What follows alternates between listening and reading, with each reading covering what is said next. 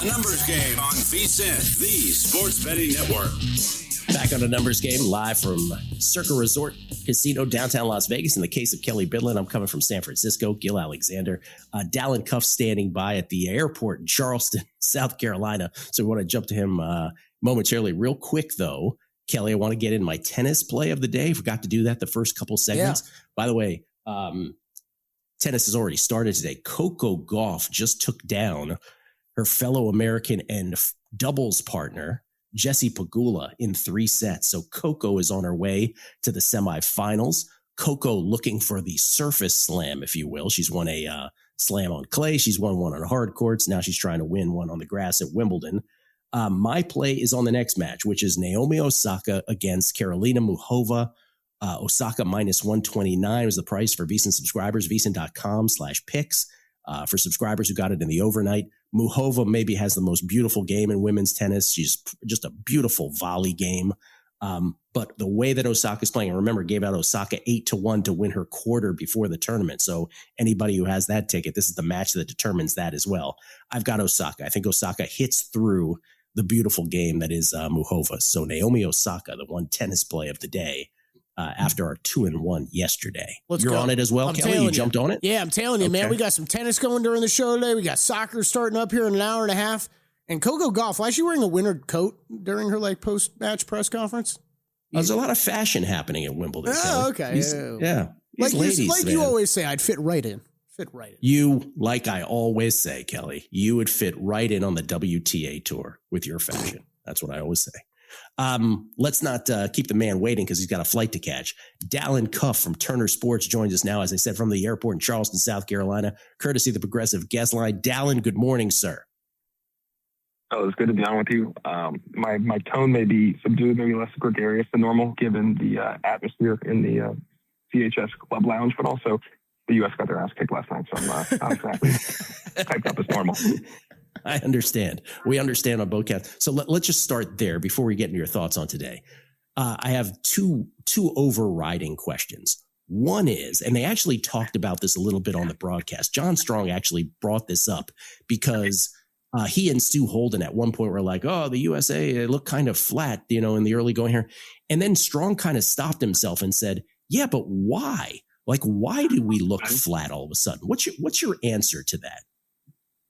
None of those guys have an answer. I don't have an answer. John and Stu don't have an answer. Guys, it seems so strange. You have everything on your side. You have the country now believing. You had performances we have never seen with a team wearing red, white, and blue in the World Cup. We've seen togetherness, toughness, skill, flair, goals, and energy. And from the kickoff, it just wasn't there. It was bizarre. It's inexplicable. You had Callie Adams after the game couldn't explain it. Christian Pleasant couldn't explain it. The thing I would say is a lot of these players in this level of the tournament, I mean, Belgium, Leandro Trossard played a really good match. He's on Arsenal's team, played in Champions League final. His third World Cup. Kevin De Bruyne, Jeremy Doku, Romelu Lukaku, all on the bench. Those are world-class players. You have other players that have been in very big moments before, and they were comfortable. Our guys did not meet the moment, and I can't explain why, at the very least, there's not just energy and aggression. You could have that with sloppiness and survive. You could have that with a lack of skill and survive.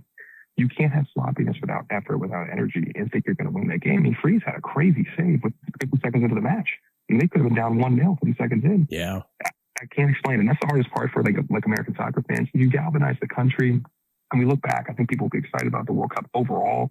Hopefully it changes young people's perceptions of wanting to play soccer. Hopefully it changes some adults' perceptions of wanting to follow this game, which is great. But when you had all that captivated and then you just didn't even perform remotely the way we'd seen or with the most energy, it's beyond missed opportunity. It feels like the same old U.S. when the last couple of weeks it felt like it was something different. And this outcome now makes us all feel like we've seen this movie before. Yeah. Let me ask you one more sports talk radio question about this, because I feel like the soccer hardos and the non-soccer hardos maybe see this differently. You brought up Christian Pulisic. That is the third World Cup game in his last 7 that he has started that he left with an injury. We just flashed up a stat earlier that he gave up the ball at the highest rate of anybody on the pitch yesterday. Where is he in sort of your U.S. soccer context now historically?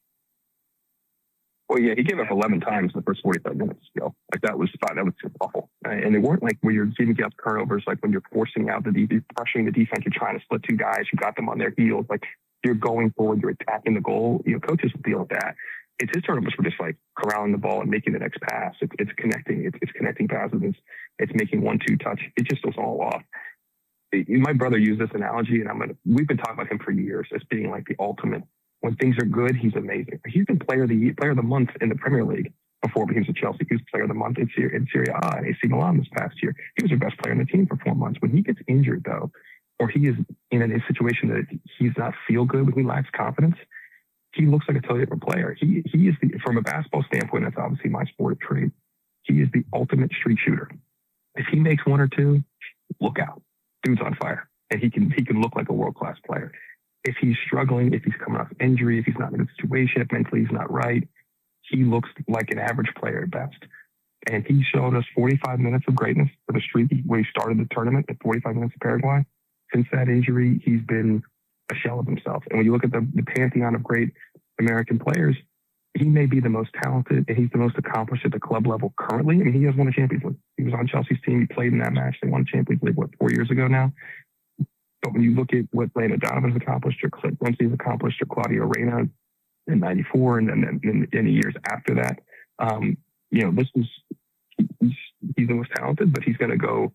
It's like a bronze tail. Nothing worse than wasted potential. As far as wearing a red, white, and blue uniform, that might be his moniker. Unless in 2030 something's different, but he'll be 31 years old. Hopefully, there are younger guys coming up to kind of push him out of that place of being so critical to this team. His time may have come and gone in the red, white, and blue uniform. In the red, white, and blue uniform, as you say, did win a Champions League, won a few cups as well. Okay, to the final two games in the round of 16. By the way, we're talking to Dallin Cuff. He is not on the 18th green of a golf course. He's in an airport lounge, thus the subdued tone. He's still as passionate as ever. So you're not touching Argentina and Egypt, but you are doing something with Colombia and Switzerland, correct? I would live play the Argentina-Egypt game. I think you want to see how Egypt starts for this match. I'm intrigued. We've seen the dogs bark in this match, in this tournament. We've seen in this round of 16. We've seen them compete. We've seen them get past the 90 minutes. I mean, there's some value there for Egypt. Can they survive it and get yourself, the double the chance play has been pretty good with some of these big dogs to get into extra time. So the double the chance win or draw is paying you out in 90 minutes. Beyond that, it doesn't matter. Your bet is paid. So those are options when you're looking at that. That's like a plus 200, plus 230, depends on what you're looking at. But in terms of players, I really like both teams to score. No, the answer to that, Switzerland and Colombia. Both teams are resolute, tough to break down. I think Colombia is really underrated. I think Colombia, Argentina, if they both can get through here, will be a fantastic quarterfinal, which I talked to you guys before the tournament. I thought Argentina out in the corners, there was value there, given how this bracket could shape up and what it could look like.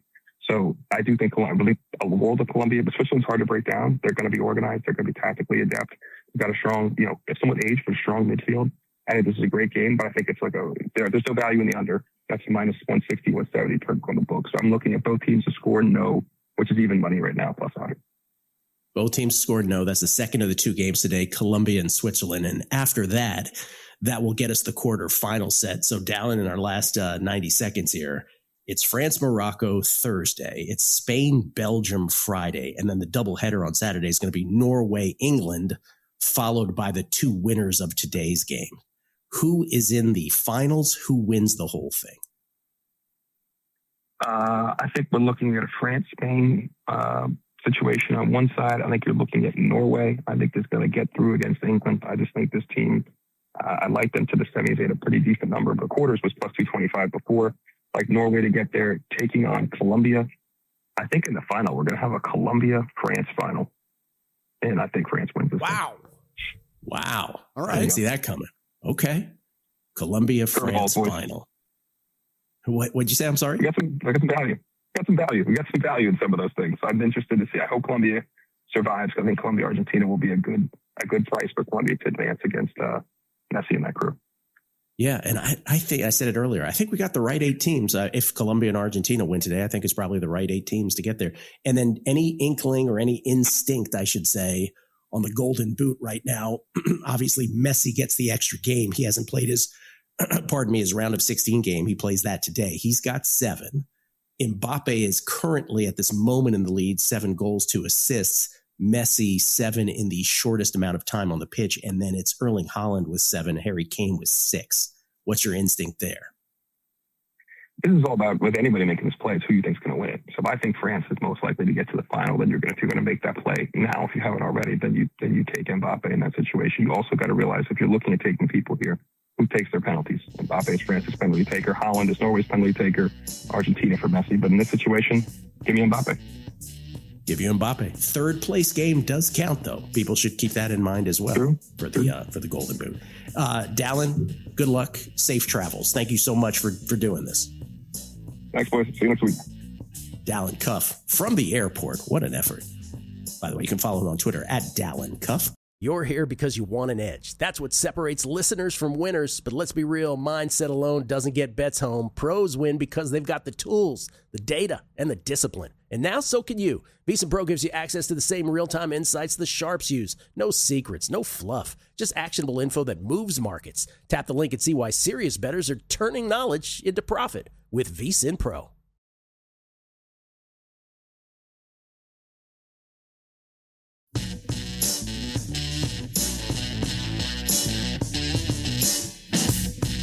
A numbers game on VSiN, the Sports Betting Network.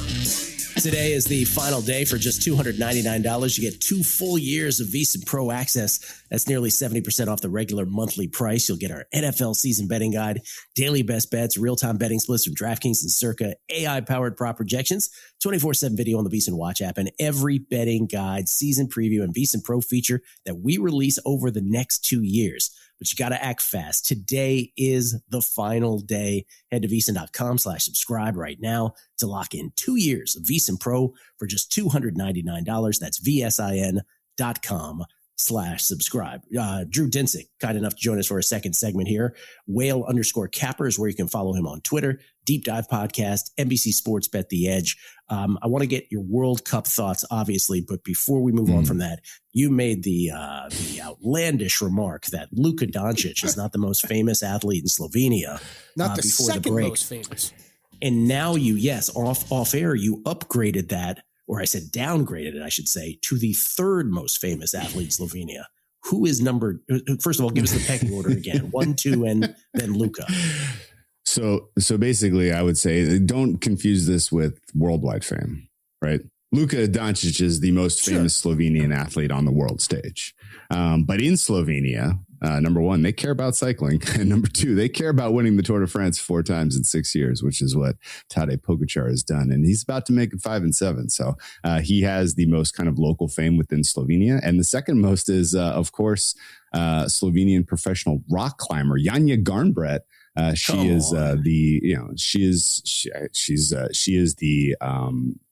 She stands alone as the most gold medals won of any Slovenian summer athlete, with back-to-back wins in sport climbing in the Olympics.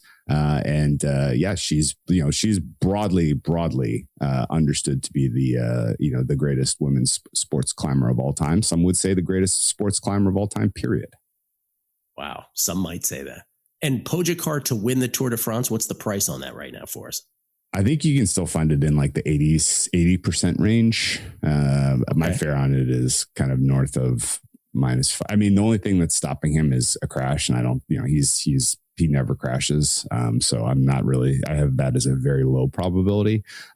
As I mentioned, also, this is going to be a crazy tour. They're facing like extreme heat conditions in Europe right now. Some of the routes that they have selected are like wicked exposed. So these guys are just going to get cooked. And then they're just unrelenting mountain stages early in the tour, which tends to grind out a lot of the domestiques and the sprinters. And then the end of the tour, they have back-to-back days where they're finishing on the Alpe d'Huez, which is, of course, if you've ever seen the famous climb, it's 21 switchbacks up to the top of the mountain. And usually they do it once on the tour because it's the most famous climb on the Tour de France. They're doing it on stage 19 and stage 20. So they're making them do it twice, which is a little bit absurd. Ultimately, this is a huge step up in the total elevation climbed across the tour. It's going to be a grind for these guys this next 2 weeks. They should mix this up and do it in the winter sometime. That'd be a lot more, be more entertaining to watch. Pogacar over at Kalshi Gill is minus 610 sports fan mode minus 610 Pogacar to win the Tour de France. That Tour de France aside we just did was worth it just for the sentence, maybe the coolest sentence ever uttered on this show. Grinds out the domestiques. Love that. Grind out the domestiques. Hey, Gil, I got trivia for you. Cycling trivia for you, okay? Because this blows my mind every time. Pogacar is the highest paid cyclist on the face of the earth. What is his base salary? Which I didn't even know was a thing. Guess what his base salary is? I'd have no idea. $8 million. He made $12 million last year cycling. Wow. Yeah. Pretty impressive. So that's before all the Slovenian. That's before all the Slovenian donkey cheese. That's right. Advertisements he does. Yeah. Mm-hmm. Good on him. All right, World Cup, Drew. Final 2 places. We don't have to talk about Team USA if you don't want to. There are 2 games today. We can talk about Team USA. We can. Okay, but before we do you have any plays in today's 2 games to determine the final 2 spots in the quarters? I have Swiss to advance, and I have Argentina win to 0. Argentina win to 0, Swiss to advance tonight. Okay. And you still have Argentina. Yeah. What was your bet on Argentina future? What was your future bet? Biggest position for me is Argentina to reach final at plus 440. That got real squirrely against Cabo Verde. Yes, it felt like if that got to penalties, then Argentina was going home. I was sweating.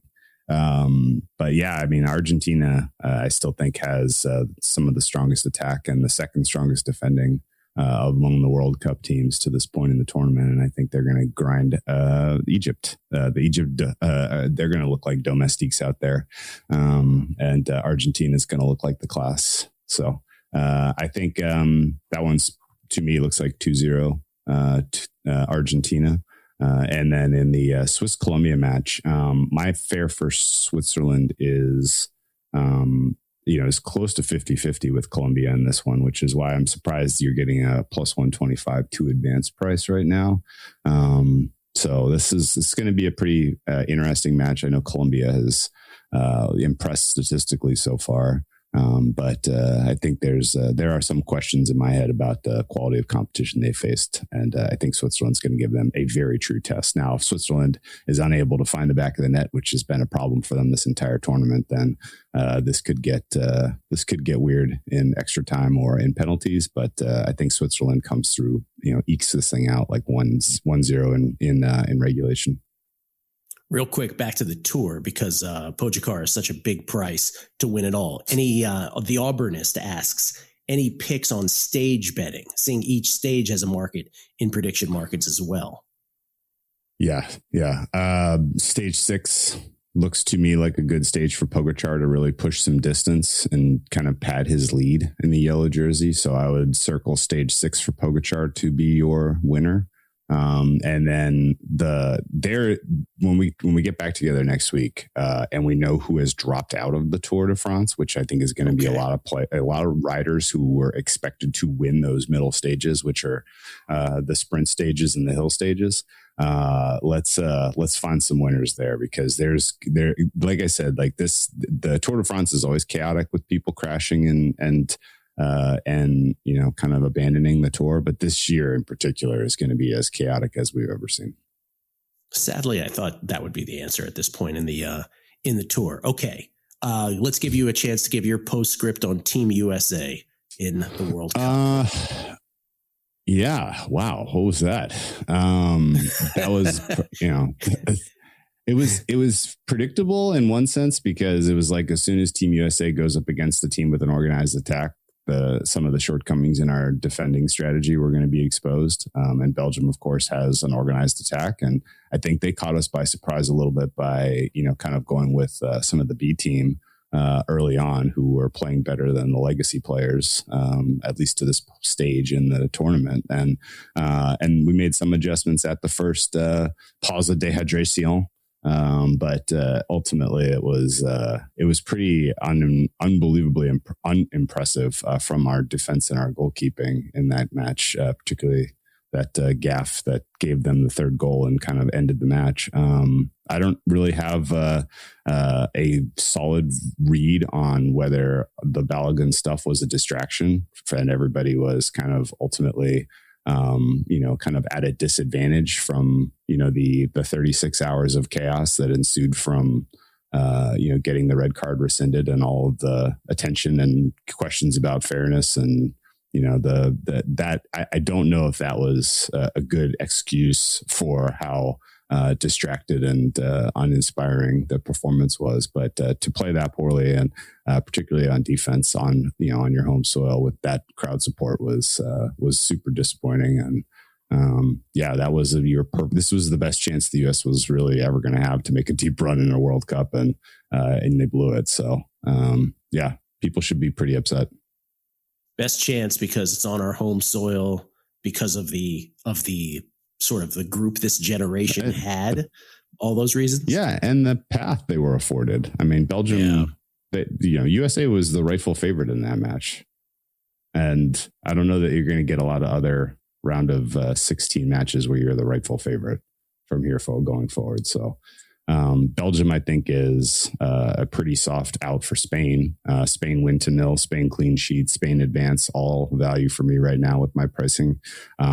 I'm kind of interested to see if France stubs their toe. They obviously were in a little bit of bother with the heat against Paraguay, and this is a tough draw against Morocco, who has some of the best young players in the world, particularly on defense. So I'm still in the camp of Spain, likely the matchup on the top half against Argentina on the bottom, and I'm hopeful Argentina is able to win that one. But Spain's defense has been the most impressive unit on the field of any team to this point in the tournament, and you know what they say, Gil? Defense wins World Cups. That's what they say. That's what they say, right? Naomi Osaka up a break early against Carolina Muhova. Yes. Let's go. Thank you, Drew. Appreciate it. Drew Dinsick, everybody. Mark Borchard, MLB, next on A Numbers Game. A Numbers Game on VSiN, the Sports Betting Network. It is A Numbers Game, live from San Francisco in my case. Gil Alexander, Kelly Bidlin in Las Vegas at the mothership at Circa Resort Casino, downtown Las Vegas. We get tweets beating the book. Brian Morianen, the closest Jesse, talking about Jesse Pagula, has probably ever gotten a flying commercial was either flying in a commercial or the team peons on the Bills team plane. It's probably true. Probably true. Patrick Kelly, I miss a few days, come back. Gil's remote. Drew's won the worldwide Slovenian Sports Trivia Championship. And Kelly, well, who knows what's going on in the studio. Yeah, these are a little different here. We'll be back in it. We'll be back together there in due time. Jason H11, new segment idea: Tour de France participant or Pokemon character? Because Drew could have been making up. It's like when we have Greg Peterson on, and I'm like, Abilene Christian, go. Yeah, and then he'll like spew out 8 different guys who play for Abilene Christian. I'm like, he could be lying to me. I'm pretty sure I learned something about the Tour de France every summer with Drew on. Well, as you said off air, what's amazing is Drew bets everything except for not never, because he has a Dodgers futures every year, right? A Dodgers future ticket to win the World Series every year. Other than that, there's never a peep about baseball that comes out of this guy's mouth. Yeah, I've always known he doesn't bet baseball, but I don't know why it just dawned on me. But it's like he'll never bet baseball. There's always something going on in the summer between tennis, and then he's got Tour de France every year, obviously. But then whether it's Olympics or World Cup or something, he's always got something going on here. So true. Do we have Mark Borchard yet or no? We do. No Mark Borchard? We do. Oh, Mark Borchard joins us now, courtesy of the Progressive Guest Line. You can follow him on Twitter at BaseWinner. BaseWinner.com, of course, is where he does his thing. That's who he is, Base Winner. But we call him Mark Borchard. Courtesy, again, of the Progressive Guest Line. Joins us now from an undisclosed location somewhere in the desert. What's happening, Mark? Oh, I'm doing good. You know what I just noticed? how trim Kelly looks. Gosh, he's looking really lean, gangsta lean, Kelly. Wow, I'm sorry, I haven't noticed. I just noticed that now, and I think you lost that week. I remember you guys talking about it a few months back, actually. Yeah. I appreciate that, Mark. Gil, I'm going to go off of this as me plugging the website last week. So reminder, go to basewinner.com to get the most up-to-date baseball betting information you can possibly get, okay? You know what? I love it, Kelly. And I'm doing a post every Tuesday, so I can talk about maybe a little bit about the post, but we can talk about other things, Gil. It's your show. I don't want to hijack your show, but I did an update on July wins, and it's very interesting. And my picks are looking okay, but there's one there that looks kind of interesting.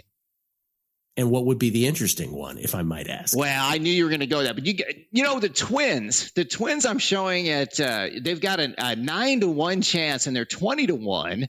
And then on my post last week, I think I had them at 90-1 or something, and they were getting 150-1. So they were part of this group bet that I made, and that's the one. And of course the Dodgers are showing pretty good. I mean, I don't know if you watched any of that game on Thursday, Gil, where they got down 6-0 and they ended up winning the game 12-7. And that just kind of goes to show you how deep that team is from a lineup standpoint. I was looking at the 9 guys in the lineup. They all had OPSs over outside of my ratings. It held a standard OPS is over 700, which I think that's pretty impressive, Gil. What is your number on the Boston Red Sox, Mark? I dare ask. I'm asking. It's like 3%, so it's not showing good value, dude. I don't like that. I don't like that at all. Boston Red Sox 80-1. Let's get it done. Come on, 3-1 start. Rockies right now, Brewers and Dodgers all at 4-2, 4 wins out of the gate. Twins, Mariners, Orioles, Tigers, Red Sox all at 3-1. Out of the gate in July. And of course, what's interesting about this month is we get a break after this week, right? So we get to sort of reassess the position here after the next 6 days, headed into the All-Star break. By the way, Mark, you're an analytical guy. Remind me, do you bet the home run derby or the All-Star game? Do you touch any of that?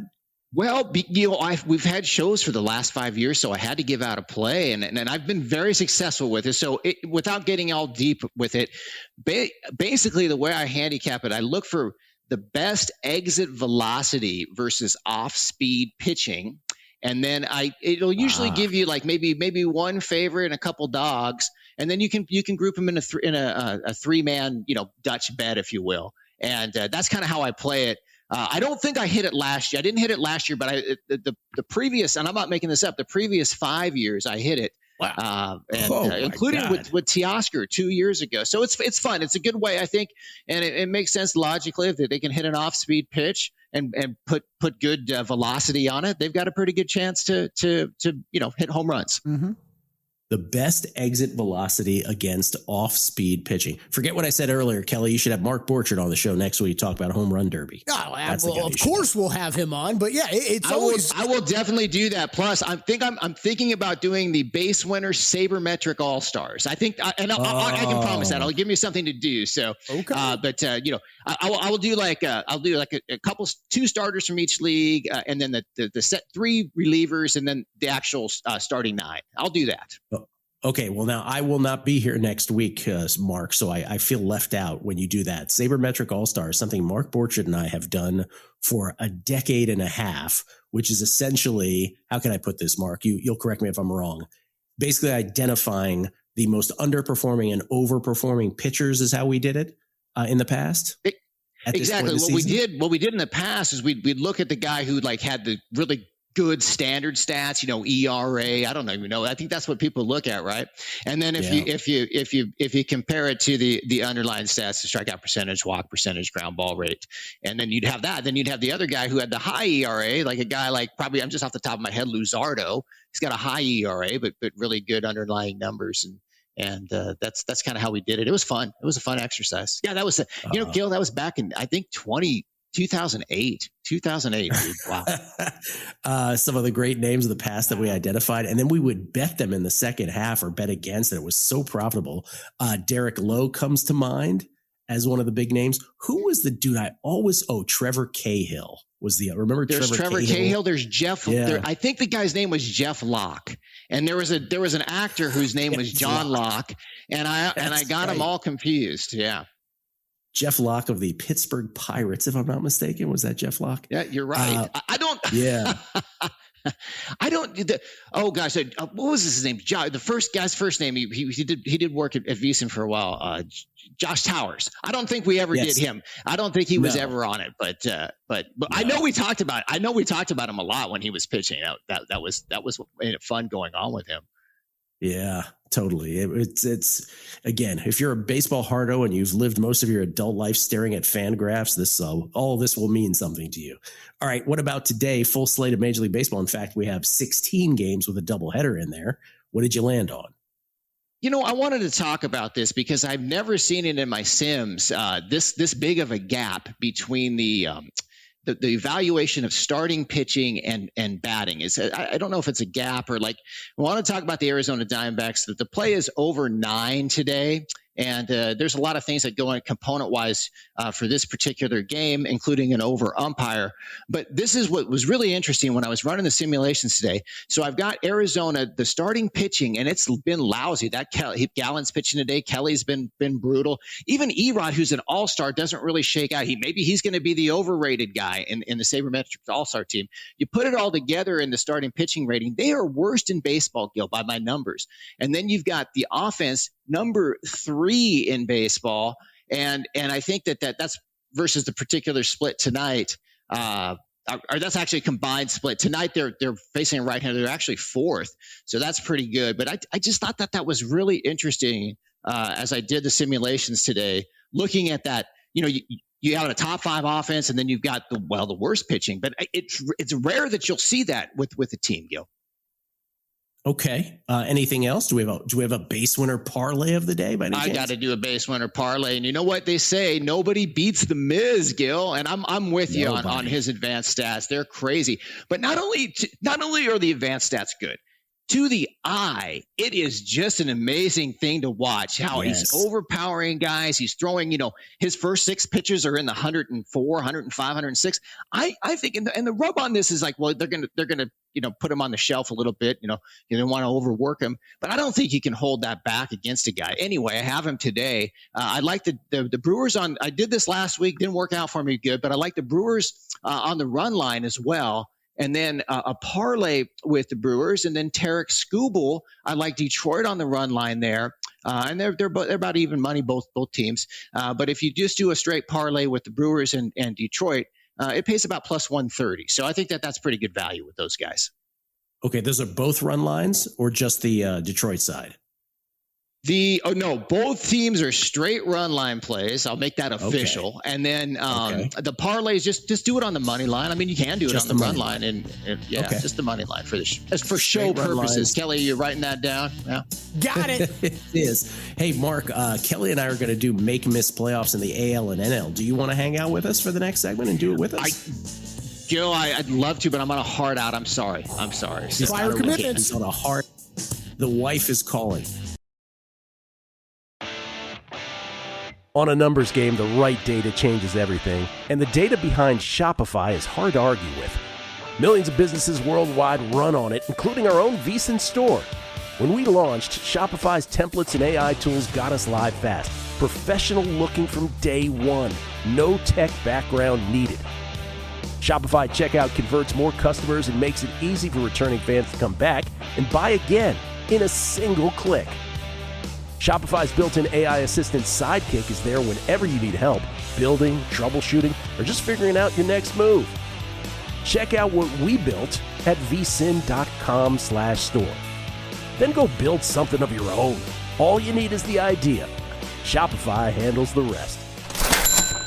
Start your free trial at shopify.com/vsin. That's shopify.com/vsin. Shopify.com/vsin.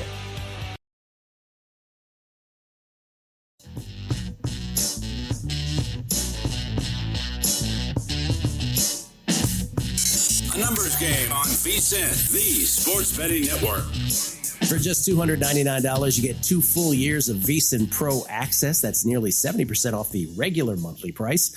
You'll get our NFL season betting guide, daily best bets, real-time betting splits from DraftKings and Circa, AI-powered prop projections, 24/7 video on the VSiN Watch app, and every betting guide that we do. That's double digits worth over the next 2 years, plus season previews, VSiN Pro features we release, again, over the next 2 years, 24 months worth.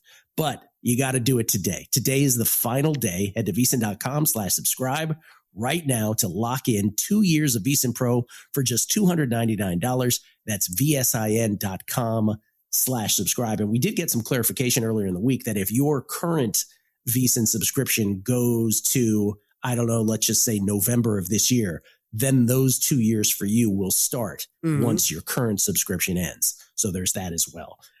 Just want to update again a couple things here. Naomi Osaka, after Drew and I just went on and on about Osaka, she dropped the first set to Karolina Muchova in a tiebreaker, 7-4, because of course she lost the tiebreaker in the first set. So she's down a set to Muchova. It is on serve currently in the second. Osaka up 3-2, but again on serve there. And then in the World Cup, early match of the day to determine one of the last 2 quarterfinal positions, Egypt with the 1-0 lead over Argentina. I know there's some folks around our parts, Kelly, that have been on the show. Drew, I know, has Argentina going to the finals. You're sweating that one as well. Down 1-0, but again, 60 minutes of soccer left, only in the 29th minute there. Yeah, live numbers real quick. Yeah, sorry, minus 105 on the 90-minute line. Argentina minus 105, Egypt plus 310, the draw plus 225 to advance. Argentina minus 245 live, Egypt plus 185, up 1-0. If it is still 1-0 at the half, I think I will get involved in the draw. I like it. Both in regular sports books and here in California on Profit X, which, by the way, has just been such a joy to play on here in the state of California, doing these shows outside in Nevada. Joe Sheehan is kind enough to join us. This was always the segment he was supposed to join us because somebody had one job and he said Joe Sheehan was going to be in the last segment. But Joe is here when he's supposed to be. He is the author of the Joe Sheehan newsletter. You can follow him on Twitter at Joe_Sheehan. And Joe, first of all, good morning to you. I want to tell you that I had lunch with Joe Pita yesterday. We were watching the Spain-Portugal game here at one of our favorite spots on Chestnut here in San Francisco. And he goes, Gil, I got to leave town. I'm going to the East Coast. And I said, well, what are you going to the East Coast for? And he said, well, 2 reasons. I can't remember the first one, but I do remember the second one. He goes, I'm going to Camden Yards. All of the Joe Sheehan newsletter subscribers are having a get together in Baltimore. We're jealous. I'm excited. It's the 3rd straight year we've done an event, a ballpark event at Camden Yards. Had about 50 people show up. We get a suite. We talk ball for a few hours. Last year we got rained on with the Angels playing. So that actually works because you're hanging out in a suite. You're having a good time. I'm really looking forward. I love seeing guys I see once a year. Some subscribers I never see at all. I've never met Joe. And I'm really excited that he's coming to this. So, I read his book 1,000 years ago, so I know the name. I just never actually gotten to meet him. So swapped emails. Excuse me, guys. Yeah, you're fine. I'm jealous, man. I wish I could be out there. Yeah, it's going to be a good time. I'm really looking forward to it. Can you believe, by the way, Joe, I saw this stat. I think I even said it on air last week, that Camden Yards is now the 9th oldest ballpark in Major League Baseball. Is that amazing? It's really something. They actually gave him a bunch of money tied to the Ravens staying in town to renovate it as well. But, you think about a 30-year-old ballpark, and you think of it being old. But you walk into Camden Yards, and it's like you're back in 1993. It's like it's just open. It has that same feel to it. It's just a really wonderful place to watch a game. Yeah. Wrigley, Fenway, or I guess Fenway, Wrigley, 1-2. Is Fenway, Wrigley, Chavez Ravine 3? Yes. Those are the 3 oldest. And then after that is Angel Stadium. Angel Stadium. That's the answer to that trivia question. What's 4th? Angel Stadium. Okay.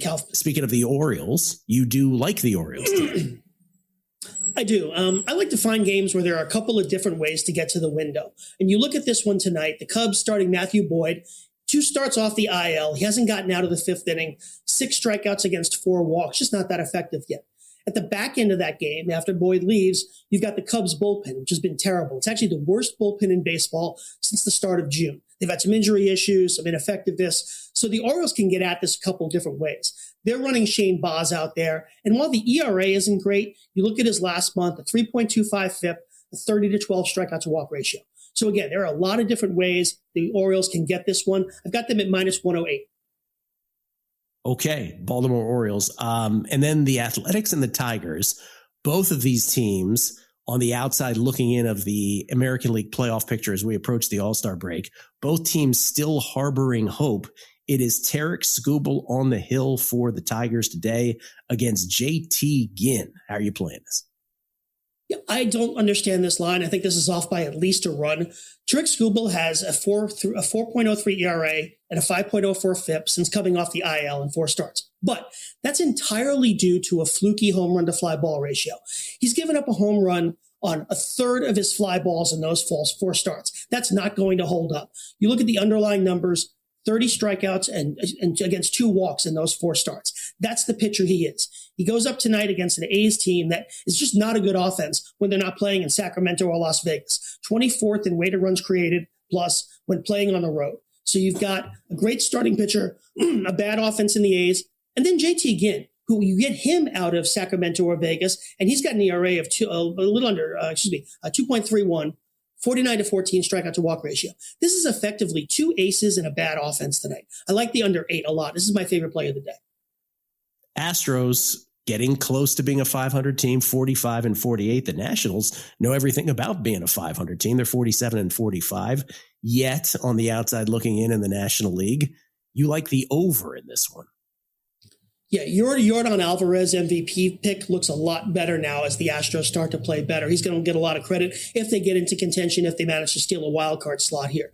But you look at this game tonight, they 12-11 last night, if you saw it, a bunch of home runs, a bunch of bad relief pitching. There have been 540 runs scored in Nats Park this year. That's nearly 12 per game. It's the highest in Major League Baseball, higher than Sutter Health, higher than Coors Field. There have been 984 runs scored in Nats games this year, almost 11 per game. That also leads the league. It's even more than in Rockies games. So, you've got 2 teams that the Nats play high-scoring games everywhere. They play very high-scoring games at Nats Park. You're getting a little bit of variance here with Tatsuya Imai. He has 4 quality starts and 12 starts. He also has 4 starts where he didn't make it out of the third inning. So you're kind of, gambling on getting the version of Imai who gives up a lot of runs. So a little bit of a random outcome generator. But even at that, 9 runs in a park that's averaging about 12 runs a game, I'll take that every day. And you have a prop of the day for us as well? I feel like I've given this out like 13 times on the show, but we're going back. We're going back to Corbin Carroll over 1.5 total bases at plus money against the Padres. Carroll has, since his first full season in 2023, he's top 20 in OPS against right-handers. He's top 20 in slugging against right-handers. Now, he's coming into this game in a bit of a slump. 3 for 29, not hitting the ball very hard. But he gets to face German Marquez, who against right-handers this year is allowing a 591 slugging. They needed him. They've got to run him out there. They don't have a deep rotation. But this is a guy who just gets sandblasted by left-handed hitters. So it's as good a matchup as it's going to get for Carroll to come out of his slump. So give me him 2 singles, a double, or likely as not, 8 total bases, and I should have played a ladder.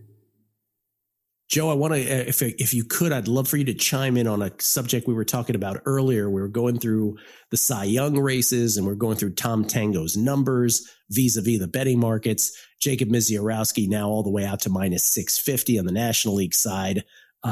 Justified, in my opinion. Hope people got on him earlier.